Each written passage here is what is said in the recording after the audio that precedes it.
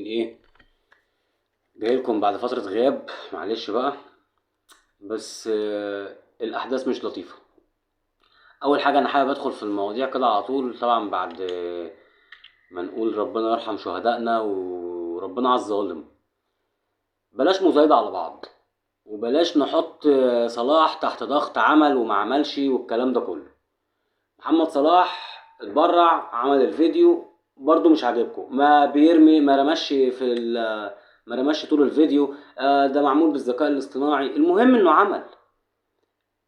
تيجي متأخر احسن من ما تجيش، بس المهم ان انت جيت وعملت. محمد صلاح كل مواقفه قبل كده واضحة وصريحة وباينة، فمش هنيجي في حاجة زي كده ونكمل ضغط عليه. الراجل عمل اللي عليه وتمام. بس والفيديو اللي عمله هو كمان بيطالب جميع حكام العالم بالاجتماع علشان يوقفوا المهزلة والكوارث اللي بتحصل في فلسطين. ربنا مع اخواتنا واهالينا في فلسطين، وربنا ينصرهم. تاني حاجة معانا باتشيكو، مدرب بيراميدز، يرفض تقسيط غرامة الزمالك. ده ليه؟ علشان تجاهل اللجنة المؤقتة ليه.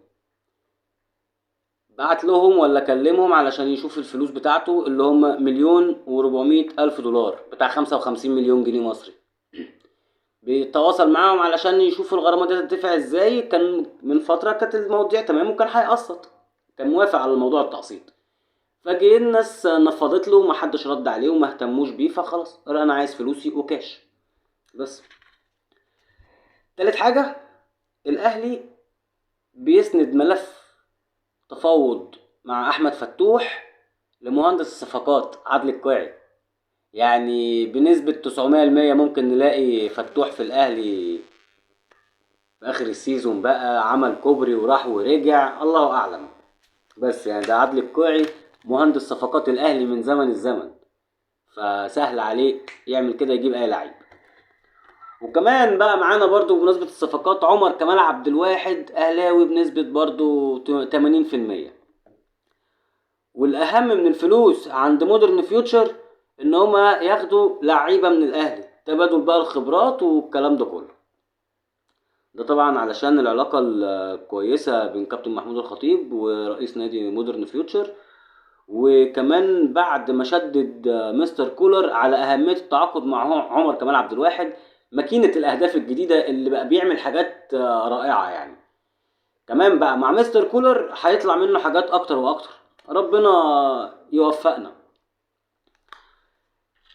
الزمالك والإسماعيلي غيروا الشعار بتاعهم بعلم فلسطين والشال والكلام ده. طبعا عارفين الظروف اللي الناديين بيمروا بيهم، فما نقدرش نقول اي حاجة غير شكرا لكل واحد بيقدر يعمل حاجة حتى لو بكلمة. بس الاهلي عمل 4 قرارات. اول حاجة ايقاف البث على كافة المنصات والمواقع الرسمية. تاني حاجة دعوة اعضاء النادي الاهلي في جميع الفروع بالتبرع بالدم لصالح اخواتنا في فلسطين. تالت حاجة ارتداء جميع الفرق في النادي الشارة السوداء حدادا على ارواح الشهداء. رابع حاجة تخصيص عائد مباراة الأهلي وسيمبا التنزاني يوم 24 لصالح أهالينا في فلسطين.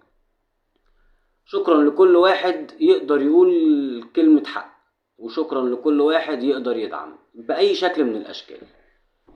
عامة لايك وشير وسبسكرايب لو على اليوتيوب، وفولو فيسبوك، وندعي لأهالينا في فلسطين ان ربنا ينصرهم ويرفع عنهم